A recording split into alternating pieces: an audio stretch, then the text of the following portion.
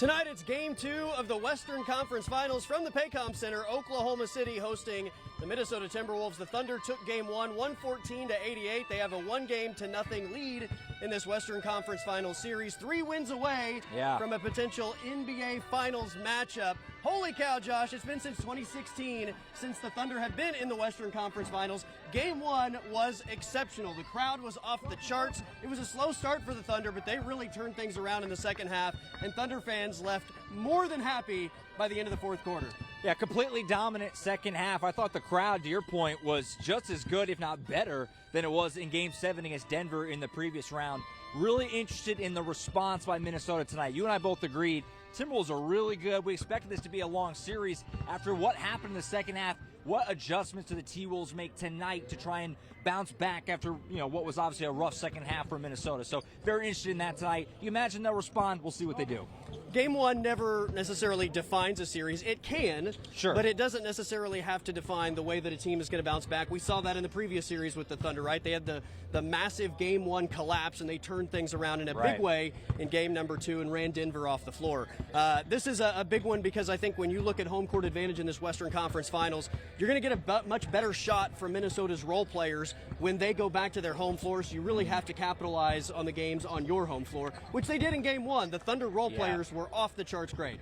The bench has been phenomenal throughout this postseason run for Oklahoma City. And to your point, a Game 1 doesn't define a series, not to bring up old wounds, but the Thunder kind of rolled over the Mavericks just a year ago in Game 1, and we all know how the rest of that series played out. So if you're Oklahoma City, making sure you continue to have that intensity. Dylan Jones just fell India. Continue to have that intensity and that urgency that you had in Game 1 and that you played with in Game 5 and 7. Don't feel good after what happened in Game 1. You need to protect home court. If they play with that sort of urgency, intensity, they should be okay. Crowd should be really amped as tip-off takes place at 7:30. SHAI GILGEOUS-ALEXANDER is actually going to be awarded his MVP trophy before the game tonight. I did get a peek at the trophy earlier today. It is in the building, so that will be awarded to SHAI a little bit later tonight, right before tip-off. SHAI was at his press conference last night officially named the NBA's 2024-2025 MVP. I thought the press conference was awesome. He showed emotion. He thanked all of his teammates, which this team has been so close. But I really liked one of his comments about just when he discovered that he might win the MVP. I always thought that I could be a really good player because I had seen what just putting your head down and working and controlling what you can control can do for you. And I made tremendous strides. But I never, I guess once the conversation started a couple years ago, but I never thought this was gonna happen. I dreamt about it as a kid, but it's as a kid, it's a fake dream. But as the days go on and you realize that you get closer to your dream, it's hard to not freak out. It's hard to not be a 6-year-old kid again. And I think that's what's allowed me to achieve it. I try to just not focus on it and just worry about what's got me to this place, which is just working hard and taking it day by day and trusting the people around me and trusting the things that I've done to get me to this place. I loved the emotion from SGA last night at the press conference. As he said right there, he dreamed about it as a kid. Never really thought it was a reality, but just wishful thinking, and now it is a reality. SHAI GILGEOUS-ALEXANDER is the MVP of the NBA. Before we break down this game any further, we've got to check in with our guy, David Chazanov, over at Thunder in the Park. David, what's happening over there? Colby and Josh, we're getting into the Thunder, and might I say the Avengers spirit or Thor spirit. I'm joined now by Roy Clater. He makes these hammers. He's called Thunder Sploosh. Tell me where you came up with this idea. Man, I live in Kansas City, so we're a big Chiefs town, and my guy was making some, and I said, brother, I need a Kansas City theme when I need SHAI on the top, and he happened to autograph this one. I need Dub on the side, and I need Chet. And I started showing the Thunder community, and they kind of fell in love with them, and it's just been running from there. I've been up here at almost every Thunder home game in this playoffs. I come to Thunder up in the park. The kids love them. A player on the team has one. I won't say who yet. The GM loves them. Season ticket holders are grabbing them. I want to put them all around the whole arena for the whole Thunder fans to go crazy with them. Thunder up. Heck yeah. So now that you have the MVP signature on your hammer, it's got to be a superpower of its own, right? Oh, man. Well, I will say he signed 2 of these and we won both of those games. So I think when he touches it, it might do a little something. It might do a little something to him. I love that. So you told me earlier you don't want to jinx it, but I do have to ask you for your series prediction. Thunder already up 1-0 in the series. What do you got for the rest of the way? On the spot, Thunder up 1-0 right now. My heart says Thunder in 4. I'm going to say Thunder in 5 maximum. Hey, I appreciate it. I hope you're right. For the record, my photographer behind the camera, Ryan, he says Thunder in 4. Let's see what you guys got. Colby and Josh reporting live in Oklahoma City. David Chasnow, Fox 25 News. Thank you, David. Look, if the Thunder play tonight and play on Friday night or Saturday night, Monday night, like they did in game number 1, it will be a sweep. That's how well they played, and I think, you know, it's all about the defensive intensity over 4 quarters. The offense is going to come and go, right? Shots are going to drop, shots are going to miss, but the defensive intensity is the thing that is the constant if this team is going to have success. No doubt. The Thunder defensively just had Minnesota out of sorts completely in game 1. The amount of turnovers, even in that first quarter, you know, obviously they trailed at the half, but you felt like if they continue to do that, the shots are going to start falling and this thing's going to flip, and it absolutely did. What the Thunder do defensively is special. All these guys, Lou Dort, obviously honored today, Jalen Williams as well. Well deserved because this team is playing at an extremely high level on the defensive end, historically good, and it shows. You saw it in game 1. Well, we know that out of game 1, Minnesota's not the same threat offensively that Denver was in the last series. I mean, you can look at their team all year long. Injuries or not, right? They just don't have the same sort of firepower, and you don't have to game plan against one guy like Jokic the same way you do with Minnesota. But they're much better defensively. That said, there were so many turnovers in game 1, and some of that is because of the Thunder's pressure defense, that their defense wasn't able to get set. I'm curious if Rudy Gobert has a giant role in this series. If the Thunder are playing in transition and especially able to bring him away from the basket and half-court sets, the multi-time defensive player of the year in the NBA may not have a giant role in this series, which is going to be huge for OKC. Absolutely. You know, he got that 2 fouls really quick in game 1, got him on the bench, kind of affected his minutes and really kind of set the tone for his whole night. Minnesota, they're so long defensively, but like you said, when you get on transition, that really mitigates that. So I'm curious to see what kind of response they can make on that end of the floor, because you got to imagine offensively, it'll be better. You know, Naz Reid had a horrific night. He'll get going. Anthony Edwards didn't break 20. They're going to find it offensively. If Minnesota continues to play defense the way they're capable, you got to imagine they feel good about trying to get back in this series. Is there any worry about maybe a letdown with, I guess, your emotions, right? You have this emotional Game 7 win. Yeah. You have an emotional Game 1 win in the Western Conference Finals. And then as a team, you have the emotions of SHAI winning the MVP last night and the celebration that was. Does it set up for this to maybe be a bit of an emotional dump tonight? It could be, and that's why the Thunder have to find a way to resist that. You know, you did so well in game 1, you kind of flattened it. We have to remind yourself it's one game in a long series. These things can flip so quickly. That's why I say, you know, if Oklahoma City can have that intensity and that urgency, treat it like it's 0-0. Like this is, you got to have this, because this team is so good. What they did all year, they won 68 games.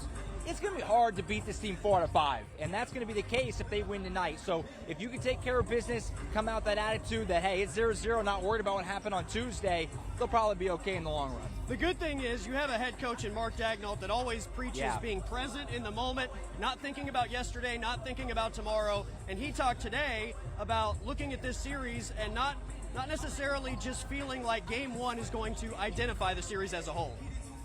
Building that mindset in the regular season, you know, getting present in every single challenge, getting present every single day.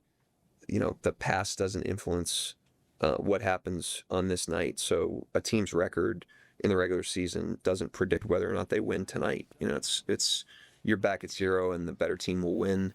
That's obviously like a playoff seed that we tried to plant early. And now it's like understanding how these series unfold, you know, looking at every series in history is very different. You know, no 2 series are the same. They all unfold in different ways. And the best thing you can do is just stay very present and try to win the next game in front of you. The next game in front of you is the most important game of the series always, you know, and just trying to ingrain that, like I said, regular season, previous seasons, and then, you know, it becomes kind of a familiar theme when it's time to bring that up in the playoffs. He says the current game is always the most important game in the series. I think the Thunder are going to treat it that way tonight. The other aspect of this game that I do think is interesting, not that anybody has any role in this, but what's the whistle like tonight, right? It has been a giant narrative this postseason with Oklahoma City and the whistle they get or don't get. And, Minnesota obviously has made their comments about it. Last night, all over the national media, it was made into a conversation. What type of whistle do they get? Yeah, it's a phenomenal point. Shai Gilgeous-Alexander kind of broke NBA Twitter on Tuesday night, obviously getting to the line at such a high clip. He's such an impossible guard. It's the reason he won MVP. Nobody can stay in front of him.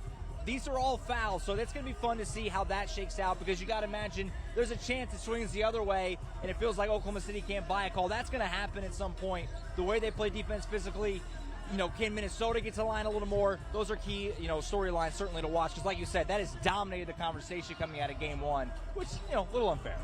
Let's hear from Jalen Williams, J-Dub, on the preparation for Game 2. Being able to take punches and throw some back for sure. I think that's the biggest thing, is not being shocked. Obviously they're going to come out better and play harder, just being down 1-0 in the series and trying to steal one here. So I think just understanding the mind of the opponent and not getting too high or too low during the game. Take it back, take it the rest of the way. That's Jalen Williams on this pivotal Game 2. Minnesota's going to be hungry tonight, there's no doubt. You're going to get a better brand of basketball, I would assume, from the Minnesota Timberwolves. And for the Thunder, I think it's more of the same, right? You don't have to change anything. Just play with the same intensity, play with the same aggressiveness, especially on the offensive side of the floor. The defense will take care of itself, and they'll be just fine. You got to retain home court advantage. It's going to be really big in this postseason run. That's Josh Callaway. I'm Colby Daniels. We'll be back at the Paycom Center in a bit. We have news and headlines coming up next.